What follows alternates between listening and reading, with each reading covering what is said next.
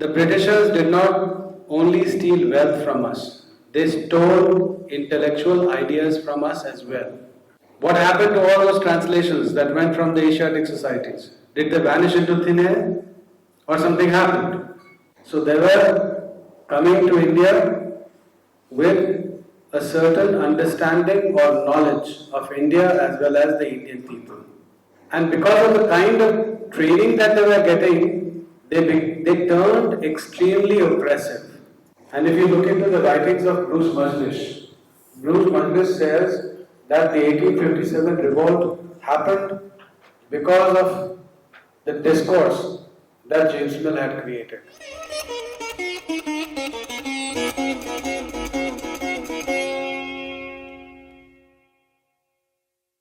Namaste and a warm welcome to Kundan Singh ji and all our esteemed faculty friends at the university.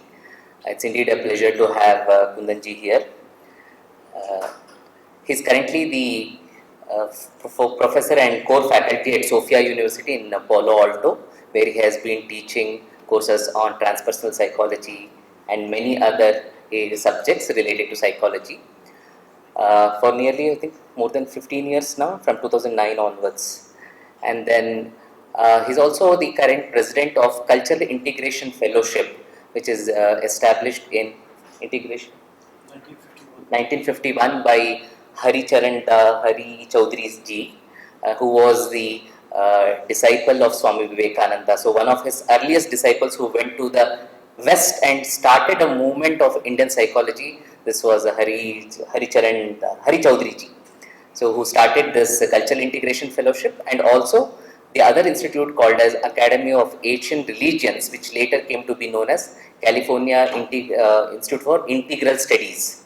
In fact, it was one of the pioneering institutes earlier that time, which tried to bring in not so dominant views concerning human phenomena, psychology, and try to integrate it with the mainstream. That was one of the earliest, if I can say so, in that manner, which was he's also a faculty there. He has been associated with the California Institute of Integral Studies for a long time, and he's also part of the Hindu University of America, which is again almost a decade-old university based out of Florida in US, but has gained new vigor in last 3 to 4 years and 5 years, and they have been doing exceptionally well, especially on the online front. He's been part of their team which guides the entire research at Hindu University of America. And more than all these things, he is known through his writings, which are quite sharp, critical, analytical, especially concerning the Indian psychology, or probably his most interested areas are postmodernism, deconstruction and reconstruction, which he uses these tools to see the lacuna in the dominant approaches of psychology and create a legitimate space for alternative views, and specifically the Indian thought. That has been his passion, his battle in the US itself for nearly 2 decades now, and we are very happy to have him here. Once again, a warm welcome to you. Thank you very much, Chhatraji and Vinayji. Thank you for inviting me. As far as my understanding goes, we have a tradition which has good description of cosmology, of philosophy, with a very comprehensive epistemology and methodology. Our traditions, our Darshana traditions, have comprehensive epistemology and methodology with respect to knowledge pursuit. It is a different matter that they do not have legitimacy in this world. We don't even recognize them. In fact, when we begin to talk about the legitimacy of these traditions, there are more people in our own culture who oppose those endeavors, those efforts, than people on the outside. This brings me to the topic of our discussion today, Decolonizing Social Sciences, James Mill, Colonialism and Contemporary India. This discussion is coming out from this book which I have recently published, titled Colonial Discourse and the Suffering of Indian American Children. The primary thesis of that book is that there was a particular kind of discourse which was generated in Britain in the 19th century, which still impacts the curriculum that the students in the United States study on India and Hinduism. The discourse that they study is politically correct and sanitized, but it has very close correspondence with what was generated in the 19th century. This is the thing about genealogy. When a particular discourse gets generated, and particularly in the Western world and the colonial world, if it begins to have the backing of power, it does not go away easily. It takes many shapes and forms, and it becomes part of the institutionalized system which the colonial people created. Sometimes what happens is that the individual who generated the discourse, he, and I'm deliberately saying he over here, disappears from the scene, goes subterranean or underground. But as he goes underground or subterranean, still influences the things that are going on in the past, in the present. So, you would say this book is about discourse in the United States. It is talking about the suffering of Indian American children. Why are you bringing this into the conversation over here? A very legitimate question to ask, right? Given that I keep questioning legitimacy all the time. My mind is never free from looking at the legitimacy of concerns, whether it is mine or it is of the others. So, what I want to share with you is that the first 4 chapters of the book have relevance on India and Hindu studies everywhere in the world. And they have deep implications for how social sciences are conducted here in India. I'm going to talk about a couple of chapters from the book, and then we will open up the forum for questions and discussions. I'm going to tell you about the history of British India, which was written by a character called James Mill. This book was published in 1817. The book was written in 3 volumes, and in the first volume, you have 7 chapters on the Hindu people under the section of the Hindus. I believe that it is cardinally important for us to go through those 7 chapters. The general drift of the book is to describe the Hindu people as uncivilized and savage. These are not my words. These are not my interpretations. These are the words that James Mill is using on the Hindu people. He is describing the Hindu people as uncivilized, savage, uncouth, barbaric, rude, and in all the synonyms that you can find for these words. He is very liberal in the description. This is the larger canopy in which the discussion actually happens. Within this canopy, there is another theme which runs through all the chapters, which is describing the Hindu people as hierarchical and oppressive. His central thesis is that the Hindu people have been hierarchical and oppressive since antiquity, since the beginning of the time. Their social organization was hierarchical and oppressive. This is described in chapter 2 of the 7 chapters. In chapter 3, he talks about the Hindu form of governance, which is described as hierarchical and oppressive. In the next chapter, he talks about the laws of the Hindu people, in which he describes them as hierarchical and oppressive. In the subsequent chapter, he talks about the taxation system, which was used in pre-colonial times. There also, the story is the same. Then he has certain understanding about the religion of the Hindu people, which is Hinduism, and then in the final chapter he talks about the manners and customs of the Hindu people, in which, he is quite liberal in describing the Hindu people as women oppressors, effeminate, lazy, cowardly. Think of all the vices and you'll find in the description. Many Europeans have written on the Indian people, on the Hindu people. Why am I talking about James Mill? So before I come to talking about James Mill, I am going to tell you who James Mill was. It is important to understand who James Mill was. And then this question will begin to make more sense. James Mill was born in Scotland in 1773. His parents had shoemaking and shoe selling business. But his mother did not want him to take this profession. The reason was that in 1748 there was an uprising that had taken place in Scotland, in which, of course, one side lost.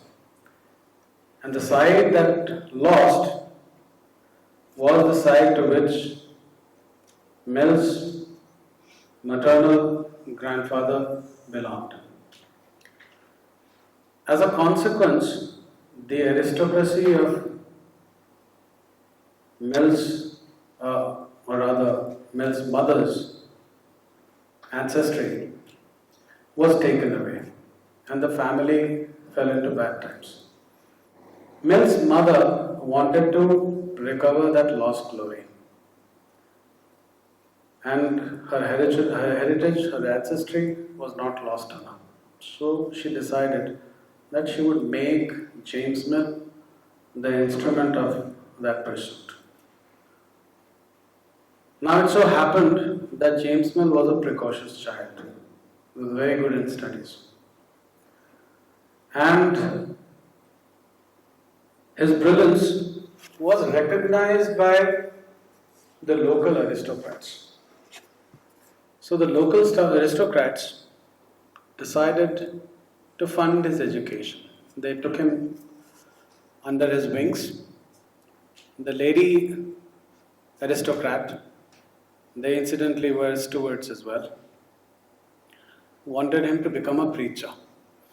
And that is why, instead of getting trained or taught at the University of Aberdeen, which was closer, he was educated at the University of Edinburgh, where he earned his bachelor's and master's in divinity studies. This he completed in 1797.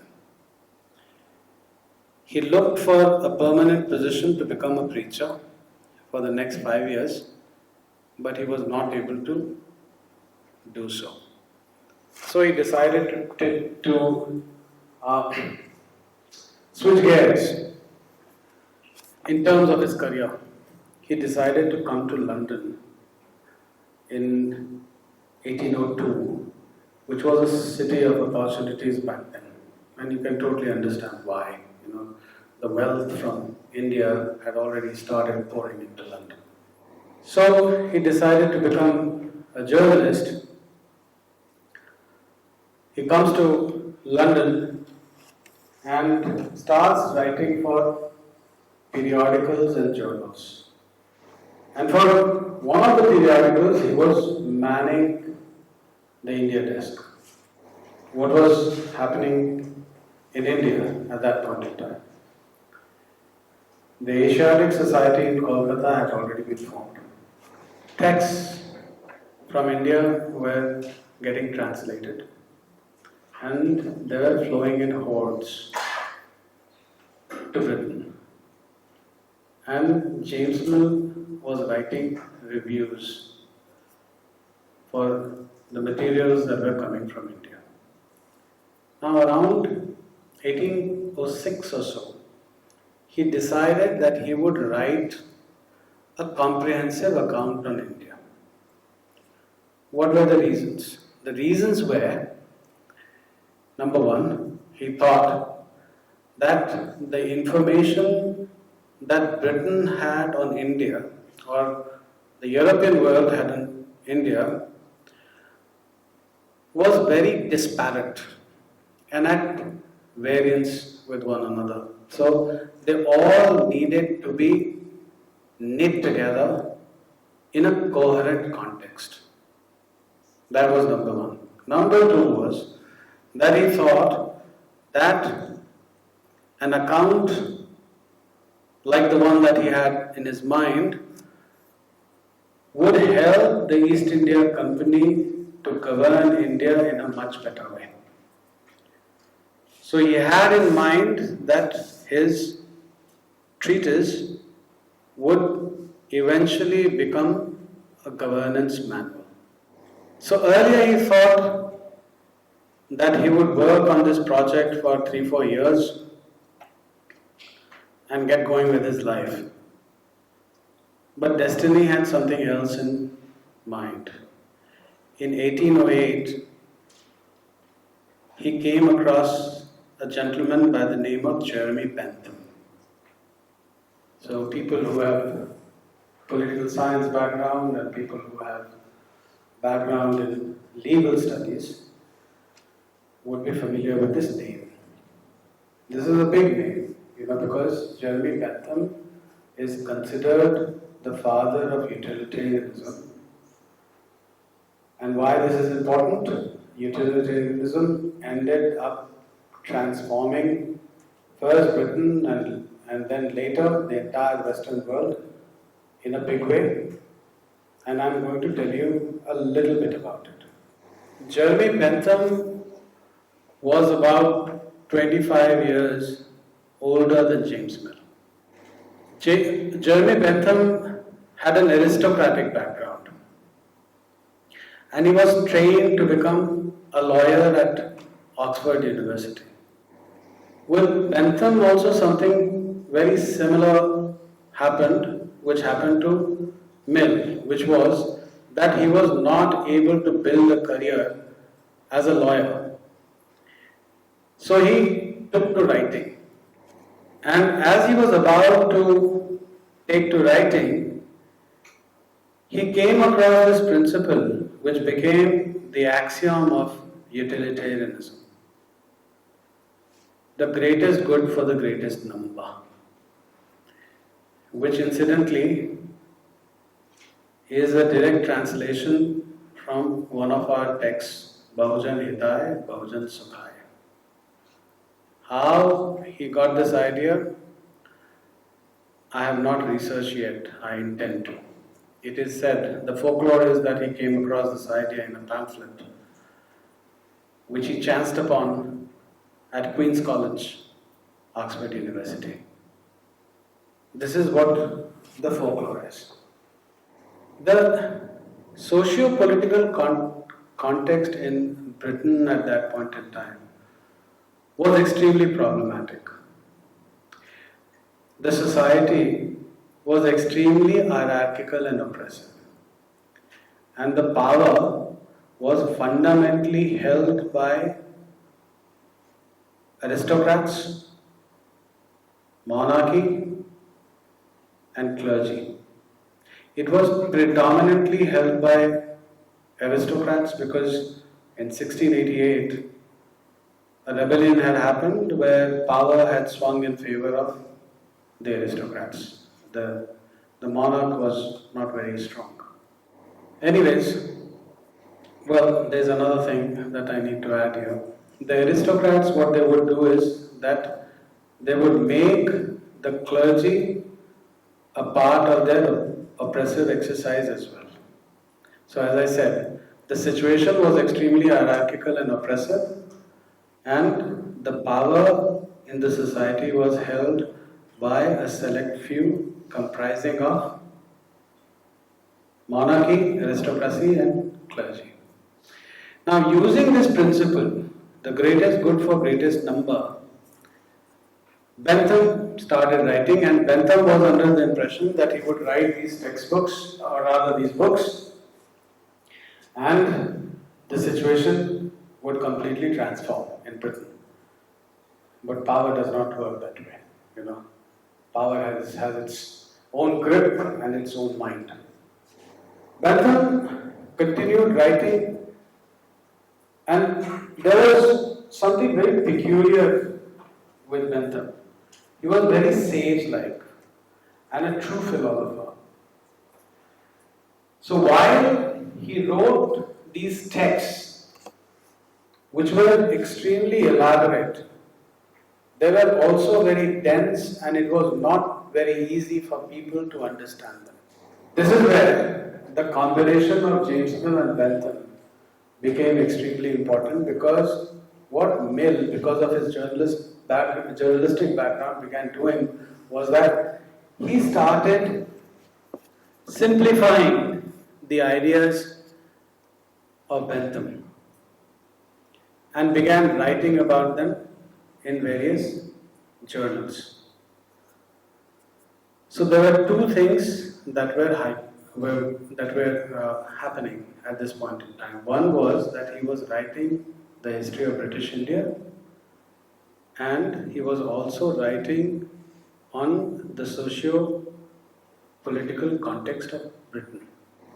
In 1814 or so, he was contacted by the editor of Encyclopedia Britannica, Macquarie Napier, and it was decided that James Mill would contribute a series of articles for the supplement to Encyclopedia Britannica for the next few years. So, when you look into the bibliography of James Mill, you will find that he has written many articles for the Encyclopedia Britannica between 1815 and 1824. These writings are very important, So I'm continuing the story. We'll connect all the dots. In 1817, History of British India got published, and the book began selling like hotcakes. This brought the attention of East India Company officials on James Mill, and it was decided that he would be hired as an official of the East India Company, which happened in the May of 1819. By the time, now, this is where you really need to pay attention. By the time it was 1823, James Mill became second in command of the hierarchy of officials who were working from the headquarters of the East India Company, based in London. By the time it was 1830, James Mill became the chief of the headquarters, which was called India House. In a certain sense, he was the CEO of the East India Company. How many of you are familiar with this? And why do I say that he was the CEO? Because above him, there was only a board of directors with its president, who was a British parliamentarian. So when I say that he became the CEO of the East India Company, there is no exaggeration. But let me pause here. How many of you are familiar with this fact or factoid? So what is it that you have? You have the writer of an obnoxious text on India becoming the chief of the very organization which was ruling most of India. We have not thought about the impact of this book that it had on the discourse on India, and that is what I am going to unfold at this point in time. In 1823, James Mill began supervising the revenue department at the East India Company, which was one of the 4 departments. And of course, after 1830, all the 4 departments were under him. I also told you about the association that James Mill had with Jeremy Bentham. Jeremy Bentham also had disciples. James Mill formed a cohort with them. And this cohort put together University of London in 1825. So all the writings that had been done by Bentham and James Mill began to get institutionalized. They became part of the academic discourse. James Mill died in 1836. In 1840, the East India Company commissioned the edition of another volume to the history of British India, which was written by H.H. Wilson. H.H. Wilson had spent considerable time in India and he was closely associated with William Jones. The tradition of William Jones, when it is compared with the tradition of James Mill, there are some profound differences. We won't go into them. You can very safely say that William Jones and James Mill belong to two different camps. So it was not because of ideological differences, but also because of the fact that H.H. Wilson had spent a lot of time in India studying Sanskrit texts, that he wrote a scathing critique of the 3 volumes of James Mill. All these are encapsulated in footnotes of the text that H.H. Wilson wrote. If you go through the critiques of H.H. Wilson, you will realize that they are so damaging and so damning that the first 3 volumes of James Mill should be completely chunked. But that never happened. This was the power of the East India Company.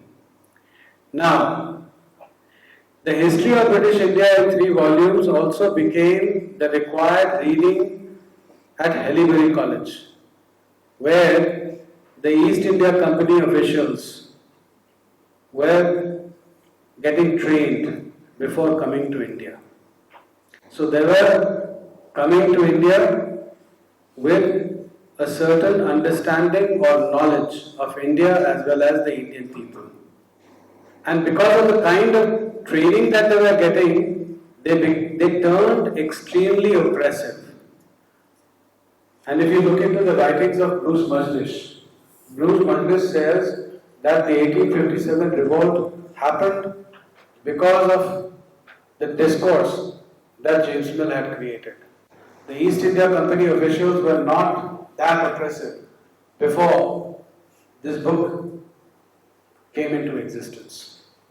James Mill was also instrumental in the appointment of Macaulay. And if you will go through the minutes of Macaulay, you will find the reflections of James Mill's writings in the history of British India on his minutes. So while we talk about the educational policy of Macaulay, in a certain sense you can say that genealogically and ideologically Macaulay was James Mill's child. So we talk about Macaulay's children. In my understanding, that's a wrong description.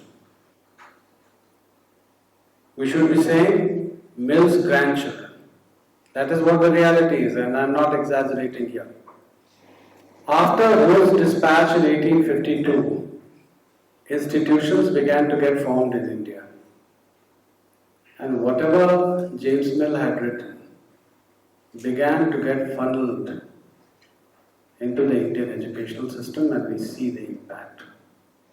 Because of the power that he got to wield on India, his discourse is far more important than anyone who has written on India, either before him or after him. the paradigm that he created, which is quite evident from going into the 7 chapters that we spoke about, got reflected in publications that came out from Oxford University Press and Cambridge University Press later. The ball that James Mill got rolling keeps rolling, and it has never been deconstructed. My deconstruction of his work is happening for the first time in an extensive manner in post-colonial India. Apart from the fact that his writings are extremely racist, there is another problem with James Mill or James Mill's discourse. That is, his discourse on India are pure imagination. Why do I say pure imagination? James Mill never came to India. And when you start comparing his writings in the history of British India with his writings for Britain, you will find that while he is using Hindu terms, he is basically describing the British society in writing about the Indian society. So when he is talking about the Hindu Brahmins, he is talking about English clergy. When he is talking about the Hindu aristocrats, the Hindu Kshatriyas, he is basically talking about the English aristocrats. When he is talking about Hindu kings, he is talking about British monarchs. When he is describing, the political scenario in Hindu India, he is basically talking about the political situation which the utilitarians wanted to expel. I have gone into complete details with this in chapter 4, where I have done this analysis. And my conclusion, fair and square, is that all that the utilitarians, including James Mill, wanted to expel from the Indians, from the British society, was used to imagine India. This is the first thing that you need to experience. The second thing is that based on this imagination, social engineering in India happened. That story I have not captured so far. I am going to do that in the future. That's part of my project. India was socially engineered. And this social engineering took speed with the formation of caste censuses, 1870 onwards. So this discourse was not an intellectual discourse, as I said. It was a governance manual. It was used for policy. It was used for creating institutions in India, including Indian bureaucracy and Indian judiciary. Therefore, this book is extremely important, and it becomes extremely important to critically analyze the contributions of James Mill's writings on India in colonial India and what has been happening in India since. So, one last point, this book is open access. We can share the link of that book here.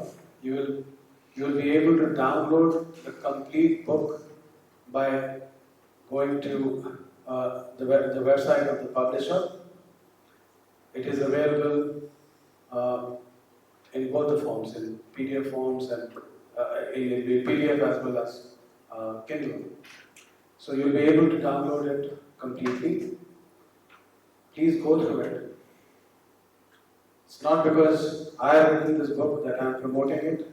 I personally think that it will become an important text for the kind of transformation that we are seeking in India.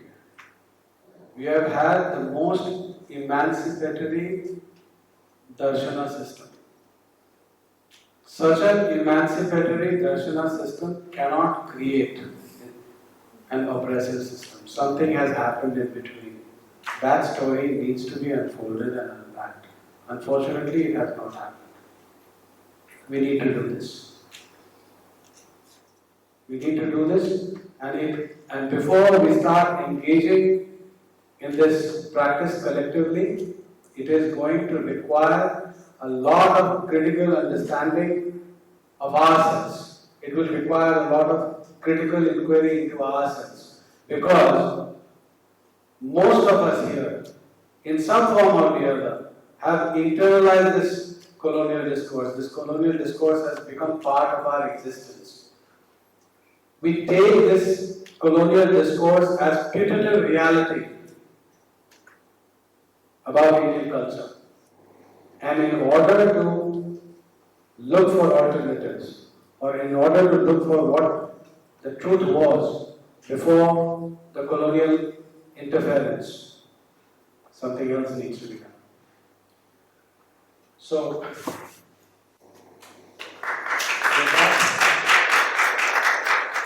So this is the book, Colonial Discourse and the Suffering of Indian American Children. Different point of view, I haven't heard of it. I've been studying law, I'm a student of law. We've been studying Bentham and James Mill, and then we thought that he starts his book Theory of Legislation, Bentham Theory of Legislation. So whatever is being said is what we believe in. And this famous statement, like say, man is placed in the kingdom of pleasures and pains. So he starts the statement with that, and all fine. But then I have a thought that we are doing a reverse engineering. What I mean this reverse engineering means. So he has given this theory of utilitarianism. That means greatest good of greatest number. You said equivalent Kannada version or Sanskrit version. Means we don't publish or we don't tell toward this and this, but then when they Westerners say something, and then we come, oh, it was there in us and you just copied it. How far we can go on doing it, or how can we substantiate our point of view with that? Evidence. Always it is evidence, but that is not the central point. The central point here is that Mill's descriptions on India are pure imaginations. And interestingly, even in jurisprudence, James Mill's contributions are not spoken about. James Mill made some very important contributions in the British social and political context. And the reason why I am saying this is because he was the first one to differentiate civil code, penal code, and code of procedure. Are you familiar with this? He was the first one to do it. He But not as a James Mill. Right. So it was James Mill who made this distinction. And as he was describing, this distinction or clarification that he was making, he also wrote his text on Hindu laws. And once again, you will find that all the things that he was trying to expel from his domestic context was projected onto India. So instead of kind of answering the question that you're answering, asking, what I would say is that there is a profound intellectual exchange that has happened in that period. We need to investigate that period, rather than becoming defensive on what people are saying.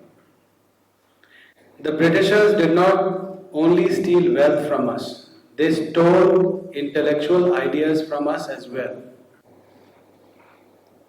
So instead of getting defensive about it, I think we need to do some work. What were the ideas that traveled from here? What happened to all those translations that went from the Asiatic societies? Did they vanish into thin air? Or something happened? You know? These are some of the questions that need to be posed, and these are something that need to be looked into. Rather than create, areas of conflict where none exist. This is part of our colonial reality.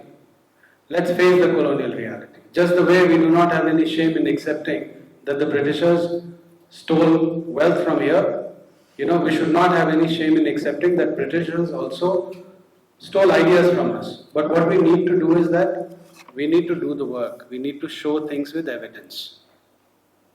That is why,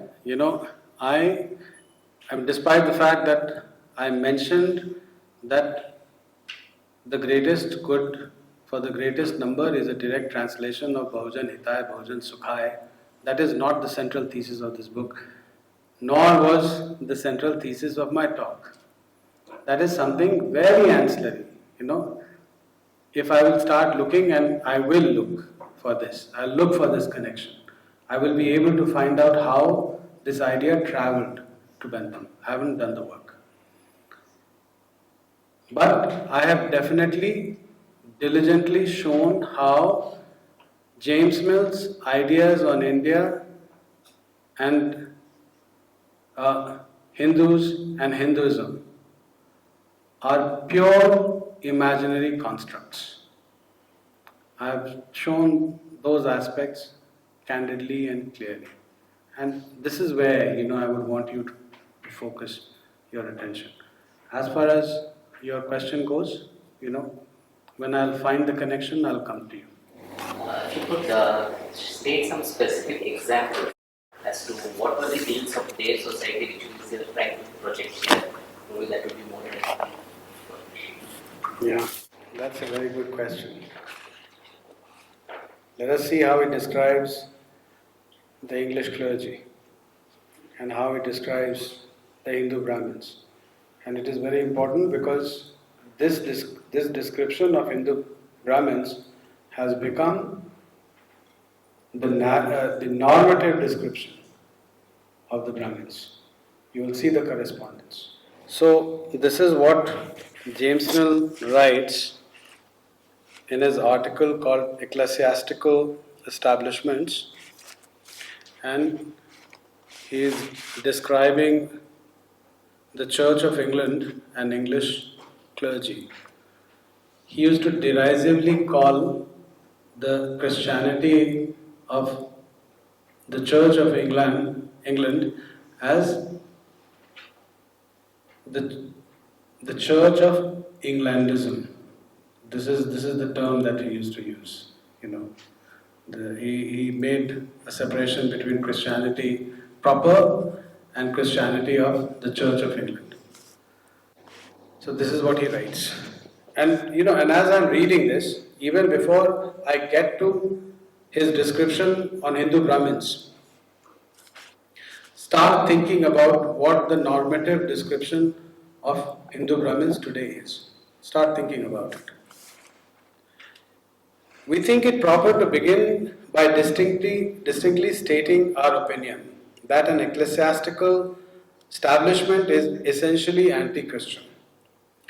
That religion can never be safe or sound unless where it is left free to every man's choice, wholly uninfluenced by the operation either of punishment or reward on the part of the magistrate. I want to stop here, and I want to stop here for a reason. Swami Vivekananda has described that while, and he was talking about, the cross-cultural comparison back then, that while the Hindu society is stratified, not his words verbatim, but something close, while the Hindu society is stratified, and he used this word religion, religion is completely free. In contrast, in the Western world, the society is free, but the religion is straitjacketed and stratified. Right?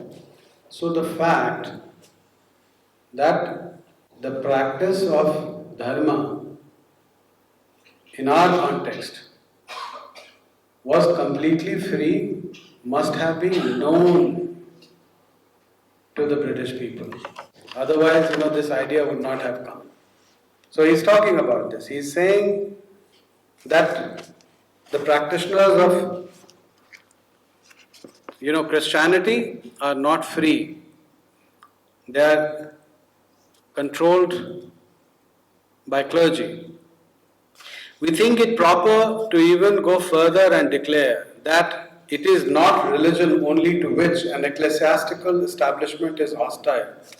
In our opinion, there is not one of the great interests of humanity on which it does not exercise a painful influence. This is what we call, or this is what we say about the Brahmins also. The Brahmins have exerted a painful influence on quote unquote the Indian religion. This is the normal discourse, this is what you will find in mainstream discourse. The clergy have, by a long course of usurpation, established a sort of right to call themselves and their interest by the most sacred names. In ecclesiastical language, the wealth and power of clergy are religion. Substitute this with Brahmins. That's all. I can read it aloud. In Brahmanical Hinduism, the wealth and power of clergy are religion. Be as treacherous, be as dishonest, be as unfeeling and cruel, be as profligate as you please. You may still be religious, but breathe on the interest of the clergy. Make them surmise discredit at your hands, and you are the enemy of religion directly. Nay, the enemy of your God, and all the mischief which religious prejudice and antipathy, the poison deadly weapon of the clergy, can bring down upon its victims, is sure and necessary consequence of your sacrilegious audacity. Description number 1. Description number 2. Here, he is talking about how clergy is bereft of any virtue and that they abuse their power in favor of self-interest and against the benefit of their fellow beings. They are power mongers, prone to using their influence to achieve their selfish ends and causes.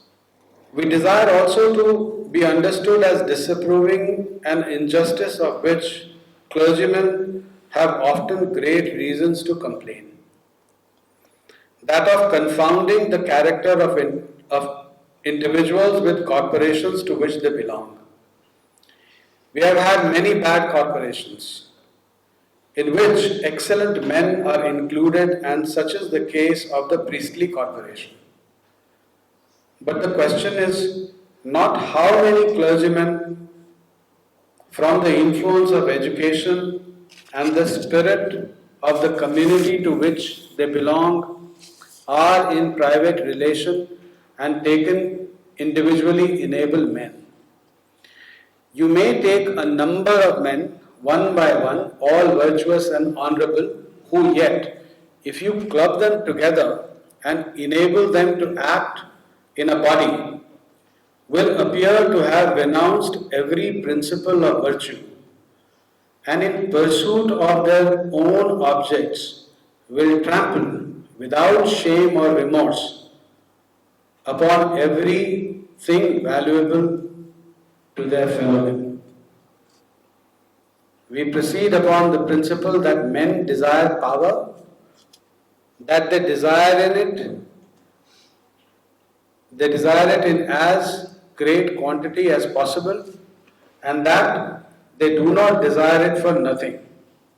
Men do not strive for power that it may lie in their hands without using it, And what is the use of it? The answer is plain.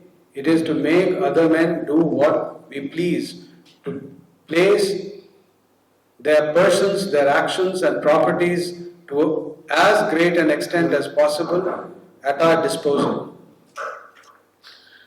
This is known to be one of the strongest propensities in human nature and altogether insatiable. The ministers of religion are not less subject to this passion than other men. They are cited proverbially as examples of it in excess. So I gave you two descriptions of how he describes, the English clergy. Now let's see what he writes about the Hindu Brahmins. The priesthood is generally found to usurp the greatest authority. In the lowest state of society. Knowledge and refined conceptions of the divine nature are altogether incompatible with the supposition that the deity makes favorites of a particular class of mankind or is more pleased with those who perform a ceremonial service to himself than with those who discharge with fidelity the various difficult duties of life. It is only in rude and ignorant times that men so overwhelmed with the power of superstition as to pay unbounded veneration and obedience to those who artfully clothe themselves with the terrors of religion. The Brahmins amongst the Hindus have acquired and maintained an authority most exalted, most commanding, and extensive than the priests have been able to engross among any other portion of mankind. As great a distance as there is between the Brahmin and the divinity, so great a distance is there between the Brahmin and the rest of the species. So I have just given you this much. There are many comparisons in chapter 4 of this book. And I have established this thesis that whatever junk and filth that he wanted to expel from his society, he projected on to the Hindu society, to the Indian society. And because of the power that he wielded, he made that as our reality. This reality continues as we speak. So forget about reverse engineering. I would say that we need to look into how our society was carefully engineered socially after this narrative or discourse came into existence.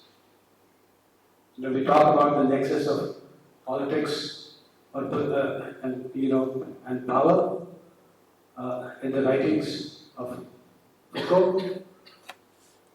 This is one of the best examples. You cannot have a better example.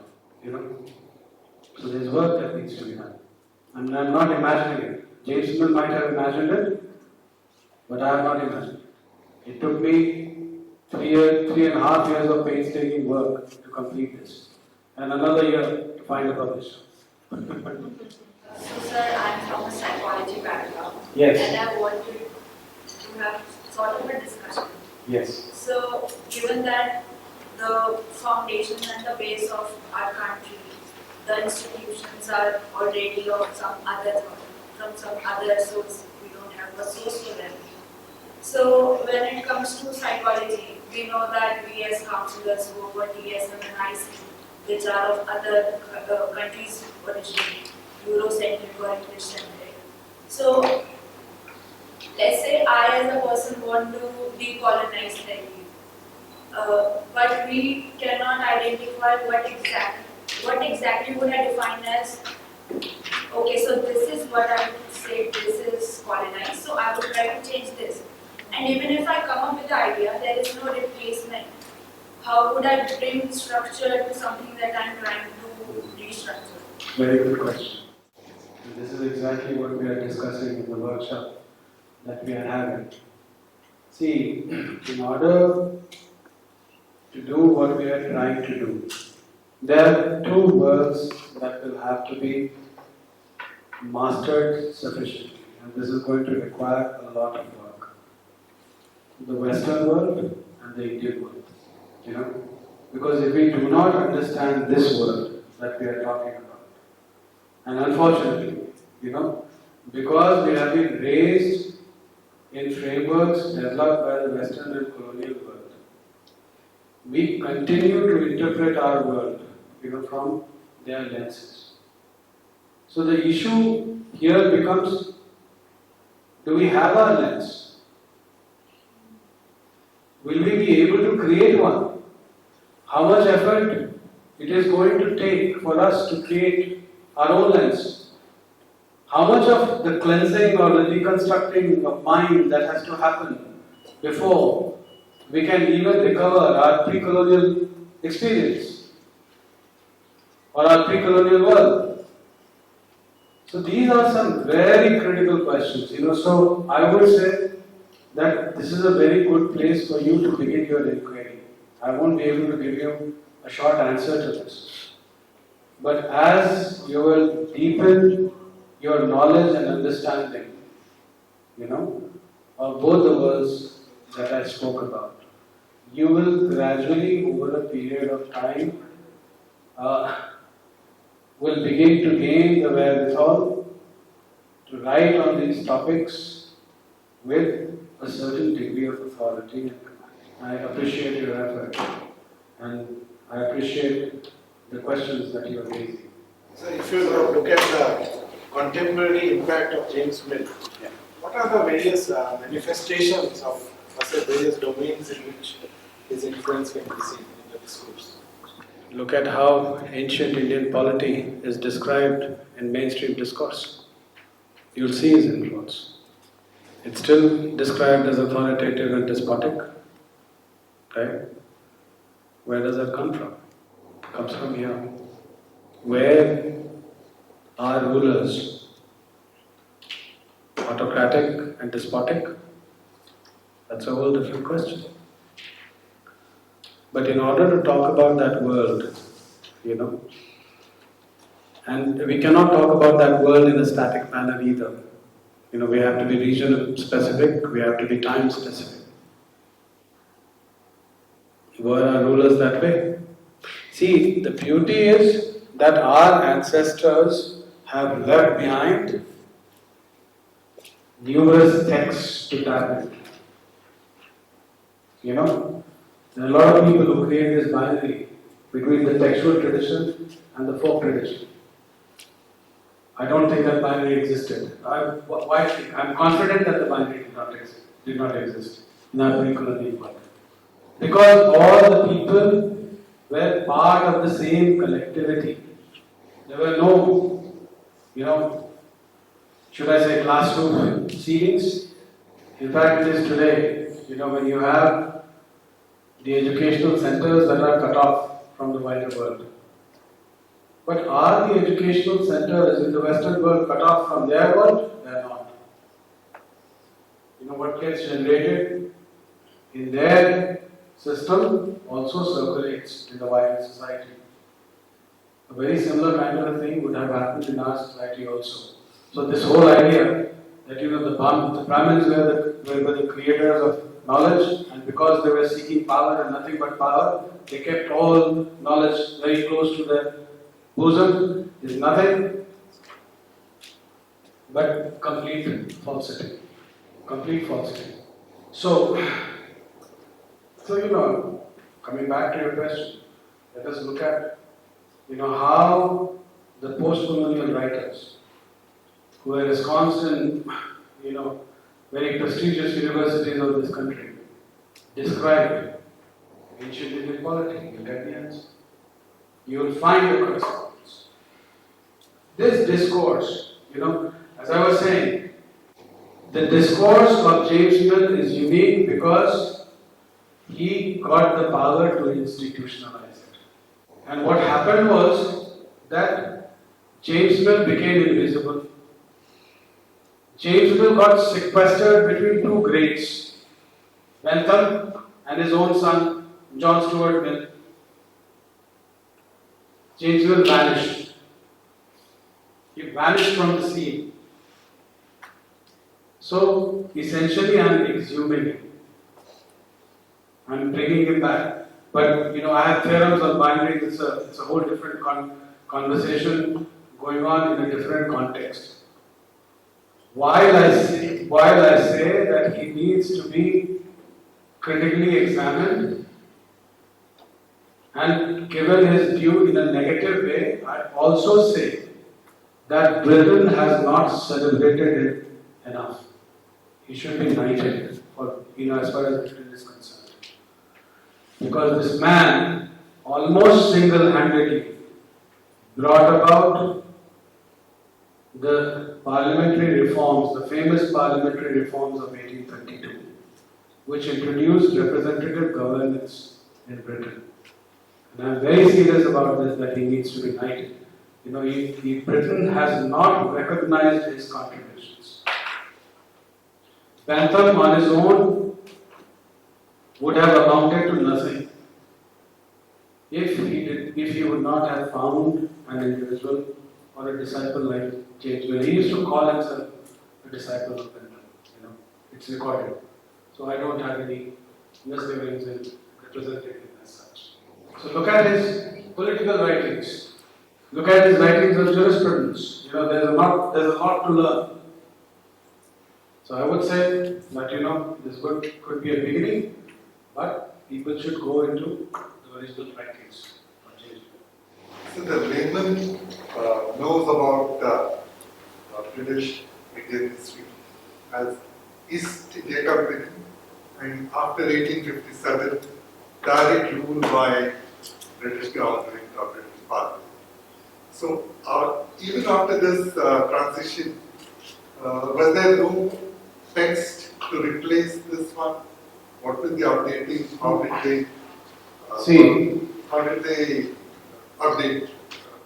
H.H. Wilson occupied the Bowden Chair of Sanskrit Studies at Oxford, right? This entire framework also became part of Oxford.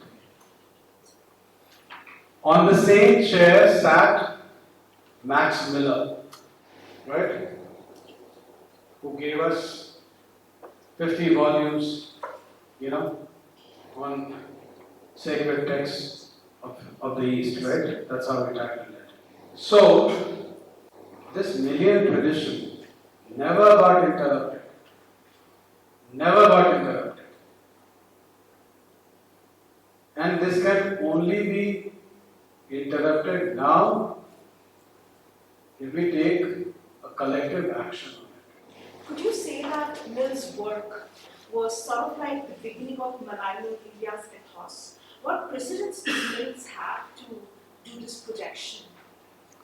The Europeans started visiting India after Vasco da Gama, right?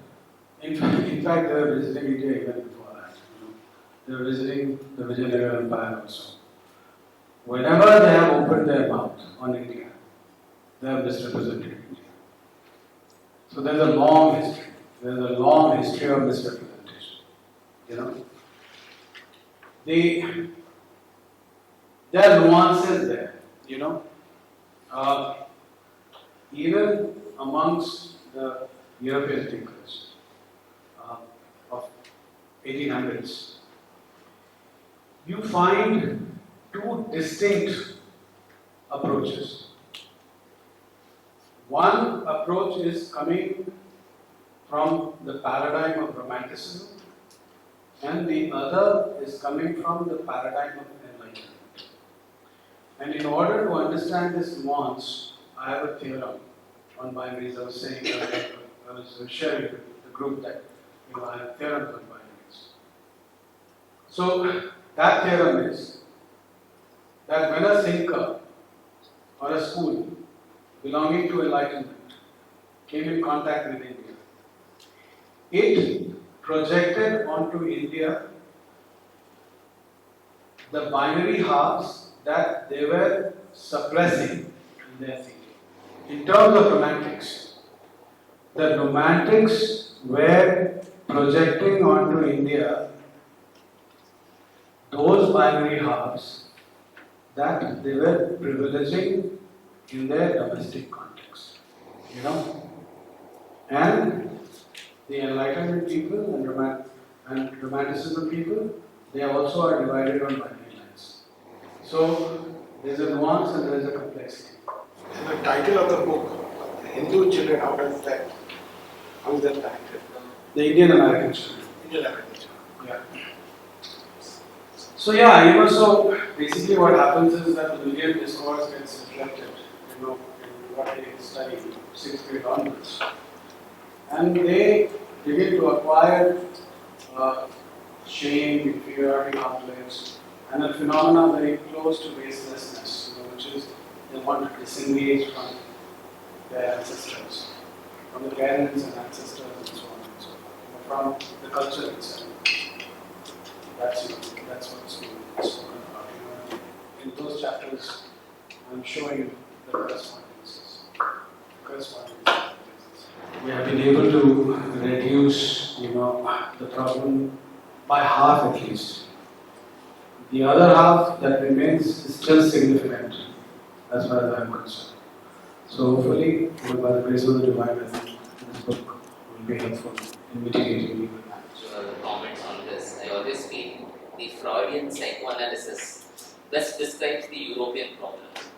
If there are many burdens of their own past which they can't deal with, there are adjustment issues whether it comes to religious tolerance, gender issues, sexuality, which they protect elsewhere on all the other societies. Like, it suits very well. What do you think? Your any comments on that?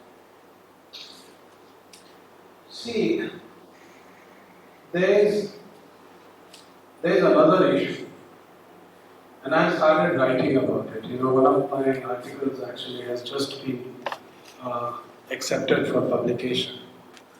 And among many things, I am making this claim that in the entire 1800s, the Germans were translating our texts and studying them. So is it possible that some of our own ideas have been repackaged and reformulated, you know, within the Western context? So I have placed this as a hypothesis, you know, in that article. And I'm saying that this needs investigation. Why I'm saying this? In 1879, the first lab of psychology was established. In fact, you know, if we trace the establishment of psychology in the Western world, it begins in 1879. The name of the person was William Wundt. And William Wundt, as he's talking about his school of psychology, he's talking about introspection. Right? All our texts, you know, have been talking about introspection since that time. The Germans were studying our Buddhist literature as well as Vedantic literature. You know, including Mahabharata, which of course includes the Gita, and so on and so forth. So, the ideas have certainly traveled, but as I said, and I very carefully curated my words, they have been reframed and repackaged within the Western context. So yes, you know, while Freud was talking about, you know, the problems of his immediate cultural context in talking about psychoanalysis, there is an interesting connection which has not been investigated so far. And this brings me to our conversation earlier in the day, when we spoke about how mind is conceptualized, you know, within our traditional scheme. Without going into too many details, that mind has both the conscious as well as the unconscious. Would that have influenced, you know, Freudian descriptions? We have not investigated. And because we have not investigated, we do not know. So, going back to what I was saying, that there has been a very intimate interchange of ideas in that period. We need to very closely examine what happened. It's actually referring to the other side of the problem, Yeah. where we describe the stages of psychosexual development and the maladjustments that take place. So probably European society had these maladjustments in their own upbringing. They did not know how to deal with these issues. Therefore, they have started to project these on the other societies which they can't understand. Yeah, that always happens. That also, in fact, projection is a Vedanta concept. Adhyasa. It is because of projection that you begin to see a rope as a snake. So then, Nonetheless, that's what science would argue. Subsequently, Paulo has demonstrated it. But that's precisely what is the best explanation that we have. yeah. And in terms of projection, I have used the writings of 3 francophone post-colonial thinkers in this book. The writings of Frantz Fanon, Aimé Césaire, and Albert Memmi. Their works are also very important, for decolonizing studies. And it is on their foundation that, that I have developed my own theory called Indian post-colonial theory. When I bring my discussions of binaries into the mix. So, yeah, this work is unfolding. There will be more iterations of this in the future. This is just a beginning.